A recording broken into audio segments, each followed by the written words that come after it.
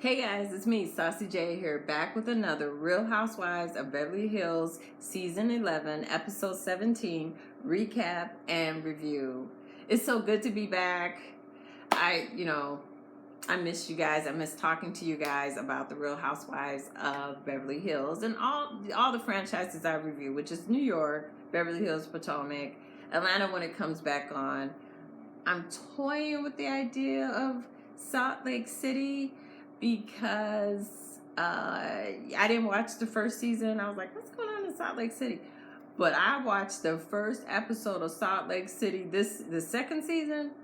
Oh my God, it looks like it's going to be really good. So I might review it. I'm not going to say I'm definitely going to watch it because I watch so much stuff. But it really looks like it's going to be good.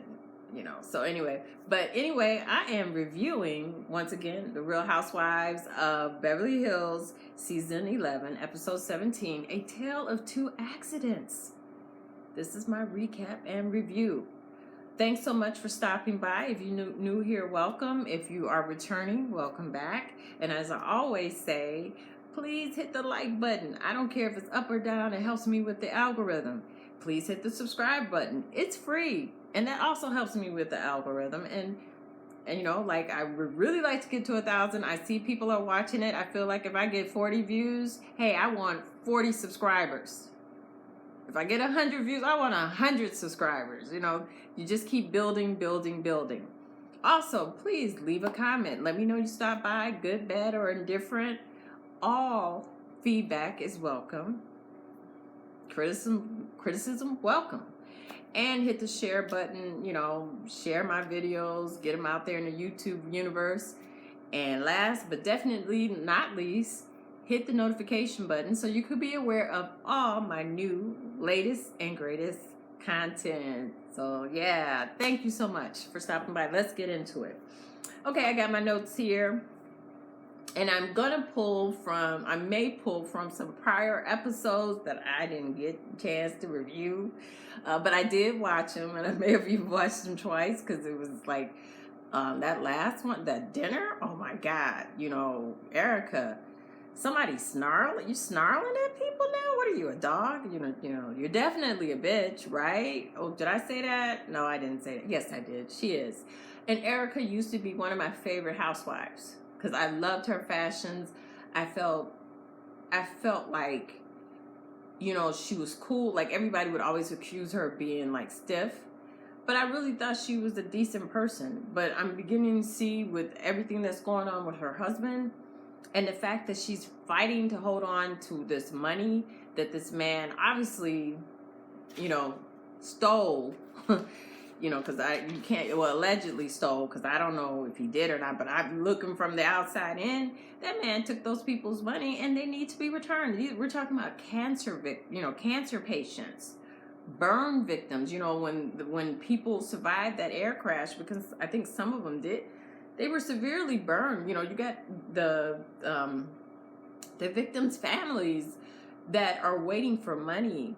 And this man is spending the money or giving the money to his wife so she can live this life that she has been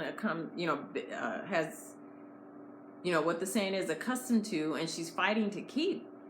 And Erica's not to the manner born. Erica, I think, grew up in a small town and in the South, and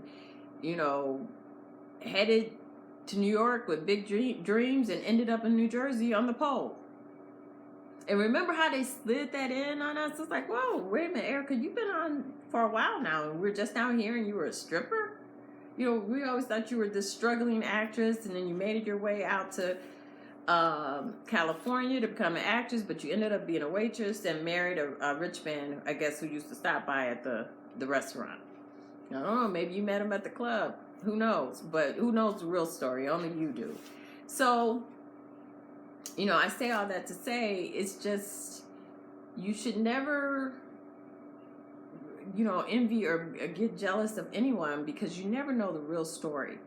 And like Dorit said, Erica is not who she said she was. She presented herself as this rich woman, and really, she's looking like a sleazeball to me. It's like, it's like PK said, yeah, what he did, losing $1 billion or $2 billion, that was all between banks and companies. But what Tom Giraldi did, he's actually taking from his clients who were dependent upon him to represent them in cases where they were done wrong. Or you have, kids who no longer have a father or a mother because that big plane accident. That was the fault of Boeing, I believe. I believe that was the company. Don't quote me. I haven't looked at that documentary in a while, but just to know that he was one of the attorneys on that case.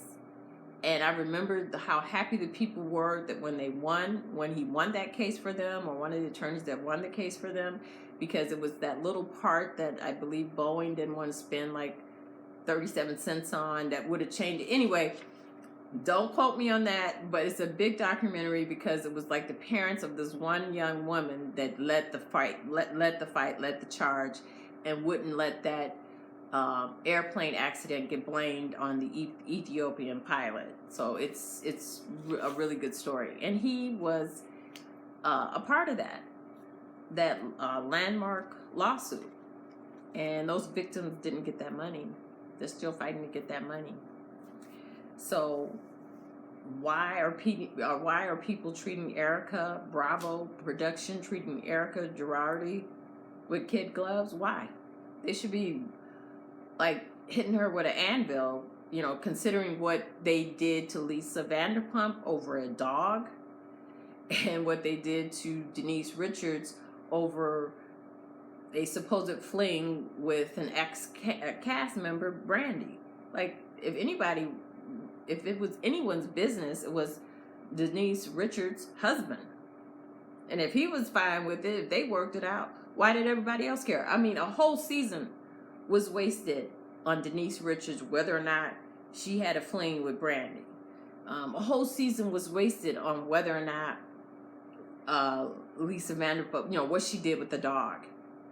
Which in that point, in that season, that was all Dorit's fault. The policy was, if you don't like the dog, return it to them. Don't just give it to anybody. If something doesn't work out with the dog, and this is your friend. You got your husbands, your two husbands were good friends. You could have called her up and said, hey girl, look, this dog is not getting along with the kids. He's snapping at my kids. I need to return this dog. I'm sure they could have worked something out. But I think it was some money involved, and we know those two are broke, and they really are faking it till they make it. So anyway, so now we're getting to fake Dorit, another fake, woman, don't have any money.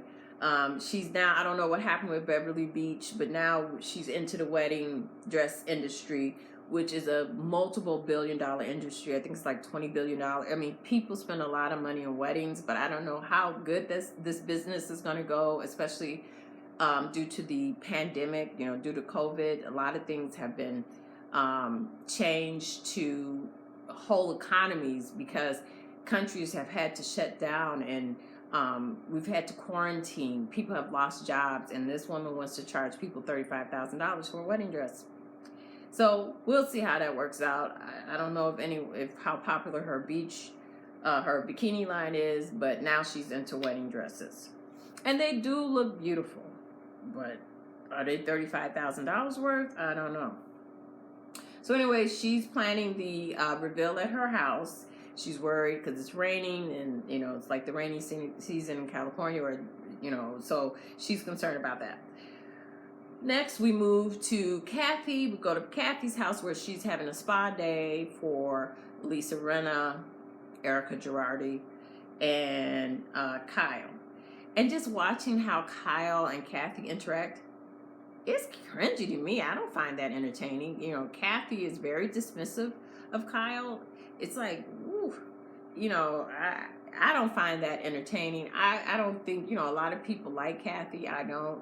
I remember how she treated Nicole Richie. If I knew how to cut and edit and splice and all that good stuff, they were out somewhere, and the paparazzi was getting ready to take a picture of Paris with her mother, and I think one of her brothers and her father.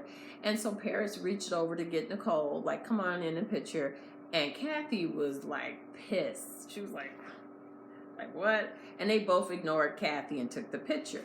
So I don't think Kathy is this person that she presents herself to be. And, you know, what stood out for me was, you know, she didn't show up at Garcelle's house when Garcelle had her Haitian dinner, which I thought was lovely. And I just feel like I can kind of see why Garcelle, she always feels like she's an outsider. She's not in with the girls per se, because there's a stiffness there. And, you know, a lot of it may be her own imagination and it may be real in other ways. But like Garcelle said, she could have at least called her.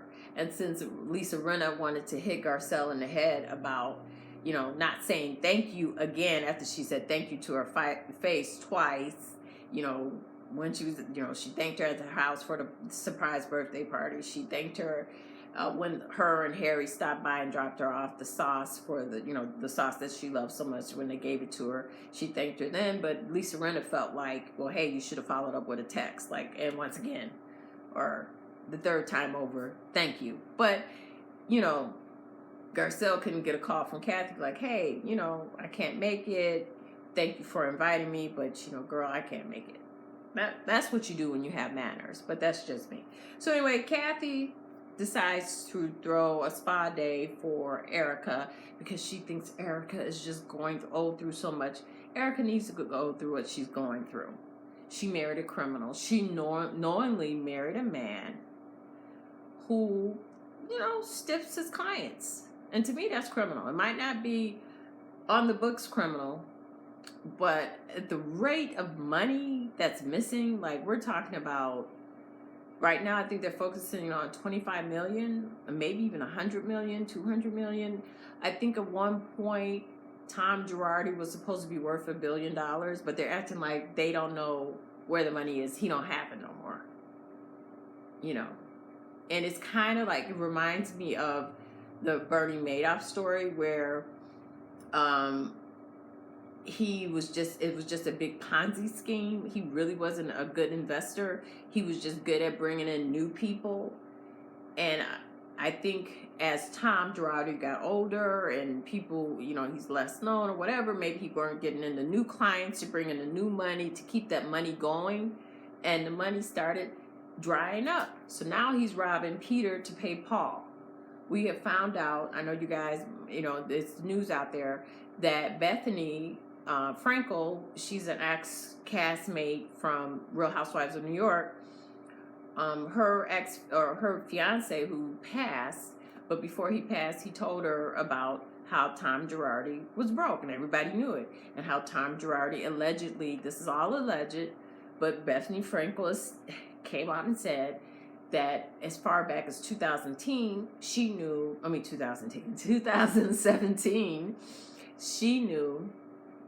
that Tom Girardi was broke. And Bethany, being the hater that she is, she's letting it out now that, hey, you know, I've been knew this chick was fake. The whole marriage was fake. Everything was fake. They didn't have no money. That basically Tom Girardi was funding Erica's lifestyle.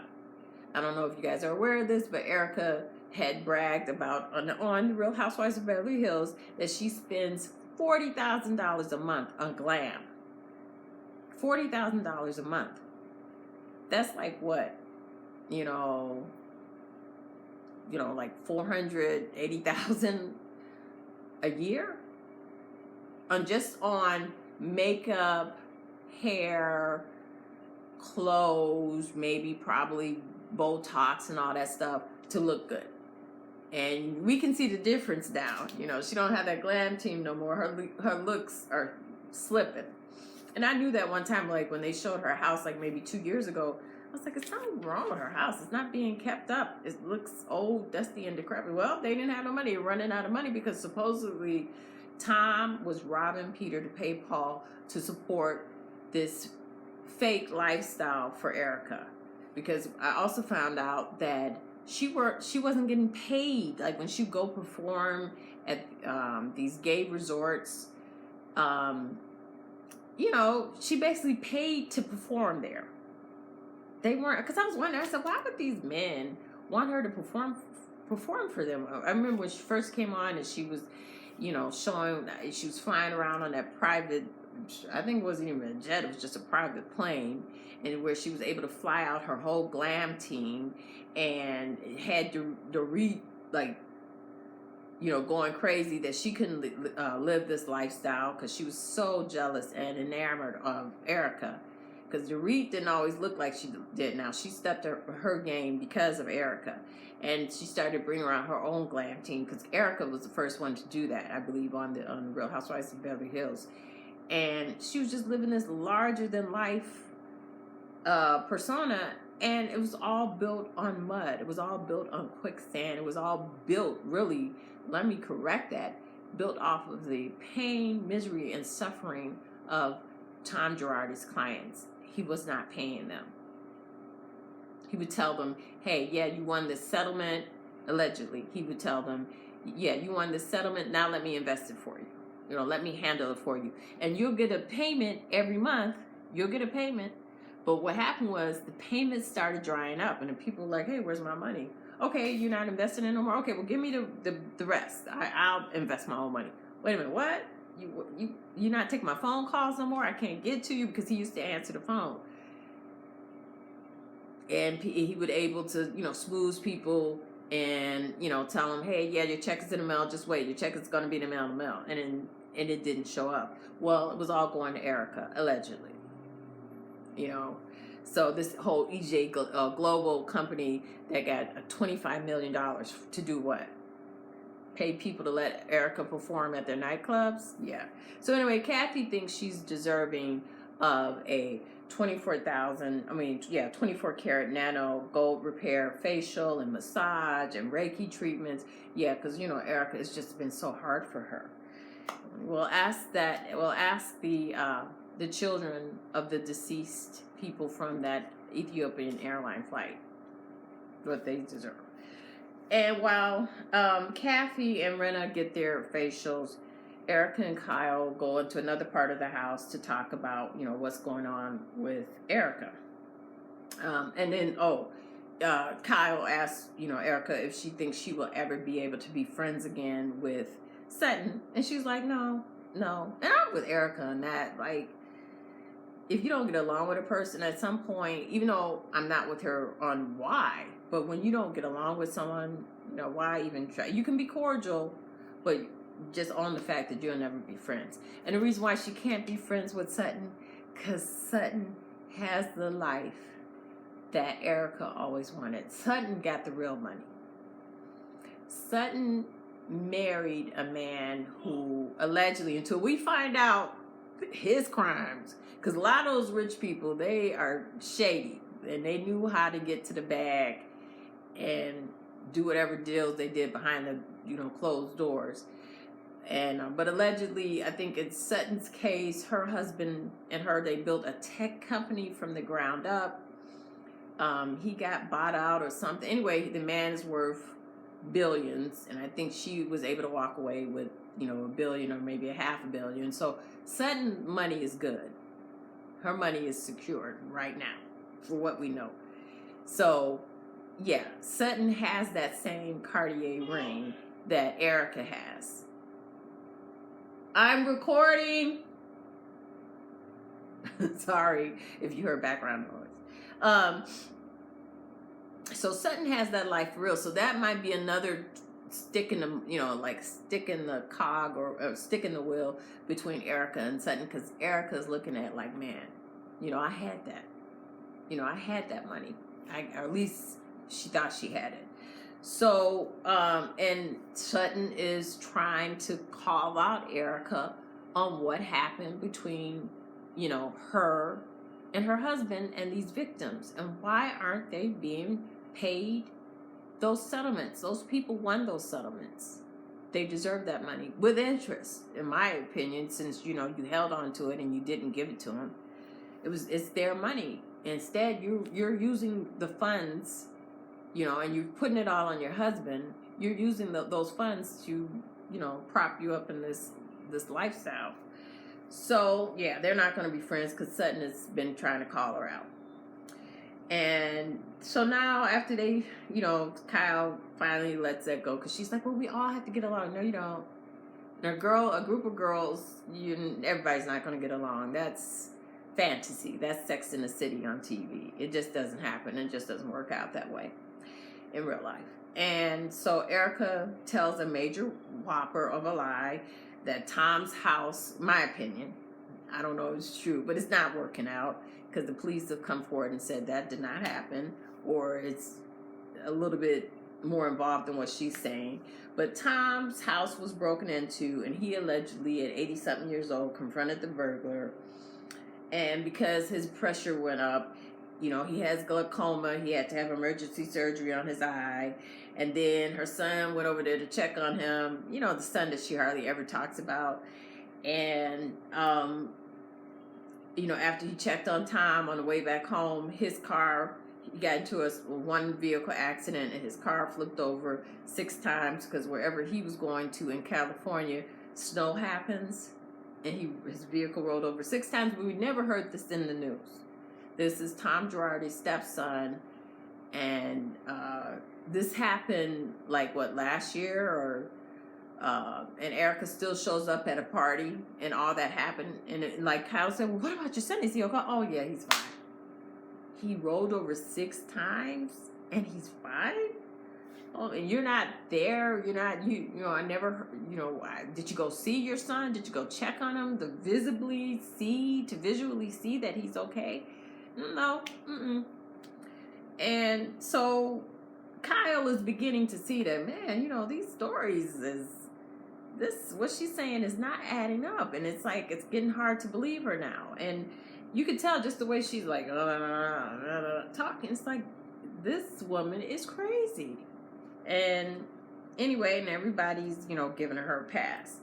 So, and that accident happened to Garcelle, prior to Garcelle's party. And, like I said, Erica still showed up. Who does that? I know if, my child got involved in a serious accident like that, no party for me. I'm calling people hey, something, even if I didn't tell them what happened, something came up. I'm sorry, Garcelle, love you dearly. Can't make it, but please, give me a rain check, and maybe in case of Erica, send her a gift, But, what's her name? Erica still showed up to get filmed because they get paid when they show up and film. So that's how they get paid, by showing up and being filmed. And like Kyle said in her confessional, Erica presents herself one way, and then later on, the next week or 2 weeks or a month from now, you find out what really happened in Erica's life. So she's beginning to see Erica in a different light. So now Garcelle meets with her, I guess her life coach. I thought this lady was her dating coach as well. Her name is Damona, and who has now found somebody for her through another matchmaker, a 49-year-old, I think he's like a karate specialist, I don't know. Anyway, he looks like trouble to me. He's too good looking. Good luck with that, Garcelle. But he's supposedly single, 49 years old with no kids. And, yeah. Maybe she just wants to date. I think that's what I don't think Garcelle wants to get married. Oh, then she did say later on she might want to get married. I don't think so. I don't think that's going to work out. But anyway, good luck to you, Garcelle. And, yeah, happy dating. And then we go over to Crystal's house, where she is in the process of building $1 million basement. So she said, but she was able to get them down to $500,000. And part of the reason is that her husband is very tall, and he wants to have a golf simulator in the basement. It's going to be like a retreat with a golf simulator, a movie theater, where they can watch movies and games and stuff for the kids. So they're going to have to dig down to accommodate his height. And she got them down to $500,000. No, by the time it's done, it might be $1.2 million. And that's that man's money. And like he said, he made it. He wants to spend it. So he's probably going to do what he wants to do. She tries to act like she has control, like a lot of women do, but they find out that they don't. But it's okay for her to buy Hermes bags. And like we've learned from her, which is a good, tip, that Hermes bags appreciate. So that $95,000 bag that would, you know, help out a lot of people. You know, most people in America do not make $95,000 a year, but she is able to walk around with a bag that costs $95,000. A little bag, it's very little, in my opinion. It's a cute little purse, $95,000. That bag appreciates, and it does. You know, so it's a good investment. Those bags do appreciate because one of the things Hermes does is they control who buys their product. They don't just sell to anyone. You have to buy so much for them. Like, you have to start off. They might let you buy a bracelet or, and these things are not real gold. These are like costume jewelry. You might buy a scarf. You might start off with a Hermes silk scarf, and you buy so much, then you can buy that $50,000 Hermes Birkin bag that everybody loves, you know, which was designed for Princess Grace, I believe. And they made that bag for her, and it became a famous purse or bag. And now everybody wants to have one. So they control their product. They control who gets it. They get all your information. They track everything that you buy because they don't want just anyone having it. So, and people pay a lot of money for it. Then Kyle discusses her relationship with Garcelle, with Crystal, saying that, you know, she thought her and Garcelle had gotten over that whole charity fiasco where, you know, Garcelle didn't donate the money when she said she would, and Kyle held on to that and revealed it during their reunion last year, you know, like in a gotcha moment. But Garcelle was right. You know, Kyle was sitting up there in her house saying that, hey, you know, if you have something to say to me, don't wait 6 months, you know, tell it to me now. Well, Garcelle was like, well, you did that to me. And to me, I don't think that's passive. I don't think that's a microaggression. It's the truth. Do unto others as you would have them do unto you. I think by Garcelle pointing that out doesn't mean that she still has a problem with you. It's just saying, hey, well, wait a minute, that's not what you did to me. You know, you embarrassed me on national TV. Yeah, we're cool now, but I want to point out to you that you're a hypocrite. And Kyle is a hypocrite. And she hates being, you know, she's sneaky. She's a hypocrite. She's not a good friend. I enjoy watching Kyle. I like her house. I don't too much care for her style. I think her husband is gorgeous, but I don't think Garcelle was wrong for letting you know, hey, you did it to me. So Crystal thinks Garcelle is very guarded. You know, but in her case, she doesn't feel left out of the group. Yeah, you're just chomping at the bit to get in, and you know, I see you, Crystal. I thought you were going to be different, but you're doing so much now to try to fit in with Kyle, Dorit. And I see that Kyle is more comfortable with you, and maybe that's because, maybe that's because, you know, you have more money. You definitely have a lot of money because of your husband and what he does. She's more relaxed around you. And the ladies were not as relaxed with Garcelle as they are with you, when I'm trying to figure that out. So Crystal says, you know, she doesn't think she's left out, even though she had that run-in with Sutton. But I guess Sutton is not a part of the clique, which is Erica, Lisa Rinna, and Kyle, and now Kathy. That is the clique. That's the clique that you want to get into. And Sutton is the awkward friend that can't fit in, and Garcelle, I don't know. So I don't want to base it on race, but maybe it is. Maybe it is a little bit, you know. But she thinks the real problem is with Garcelle is that she probably doesn't have a lot of friends. Why she thinks that, I don't know. And she thinks that maybe, you know, that's why she's guarded, because she doesn't have a lot of friends, and maybe friends in the past have heard her, so she's not as open as you know, as open as Crystal is with them. I think Garcelle has been open with him. I think Garcelle, she talked about her son that had drug issues. I think that was a lot to put on TV, because especially since your son was not asking to be put on the show, she put all his business out there. She opened up her home to them. She's, opened up her culture. I don't know how much more open Garcelle can be, But anyway, Kyle was pissed about that. Well, Kyle be upset. Now we move over to the dinner, the famous dinner that everybody's talking about. I'm sorry, this is kind of long. I mean to go shorter with these, but whatever. I'd say that every time, and I don't. So Kyle and Mauricio host a dinner with PK and Dorit. And the girls, as wives do, give their husbands the latest and greatest on what's going on with Erica. And it was really funny. It was really entertaining. PK is funny. Mauricio was high as a kite. That was like hilarious watching him, trying to, keep his high and focus on what's going on in the conversation. And and this time the salmon did work out. Kyle's salmon did look edible, as opposed to what that chef did to her salmon back in Lake Tahoe. And PK talks about how statistically, it's impossible that in one family 2 people have been in accidents where the cars have flipped over. It's like, somebody came up with a scenario and they got stuck on flipped over cars. And he's right. But it's possible, but it's highly improbable.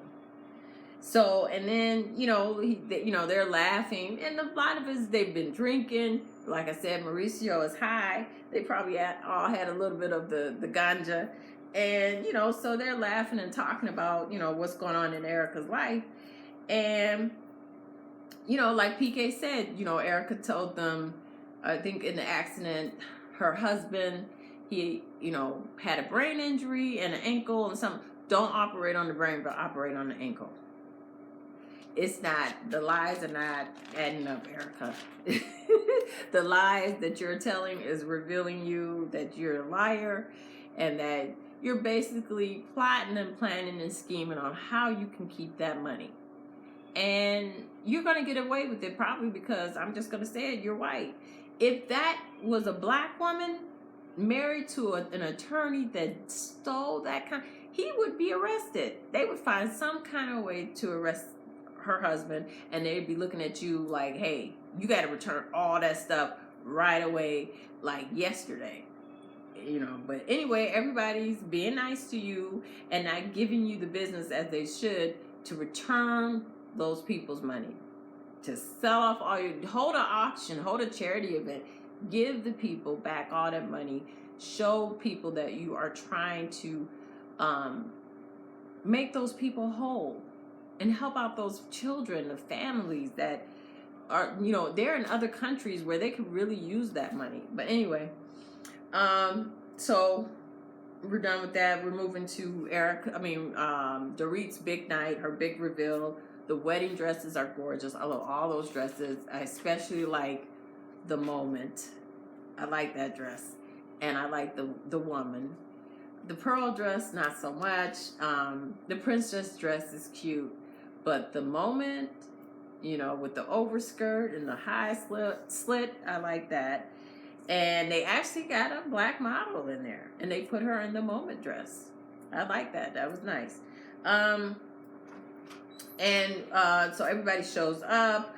I had jumped ahead about those dresses because those dresses were beautiful. Crystal, you need a style. Everybody needs a stylist. Garcelle, I guess you're not going to be my Dominic Devereaux, because one, Big Bird wants his coat back. That mustard yellow on you is beautiful. That is your color, that mustard yellow and that vibrant red in your confessional. You need to stick with those colors. Those colors, I could even see you in like a olive green. There's another color that's just, lighter than olive green, but not a Kelly green. But you would look good in a Kelly green. But that first thing, maybe it was cold in there, and that's why you kept on the coat. I would have loved to have seen that dress because it looked like the dress was prettier than that coat.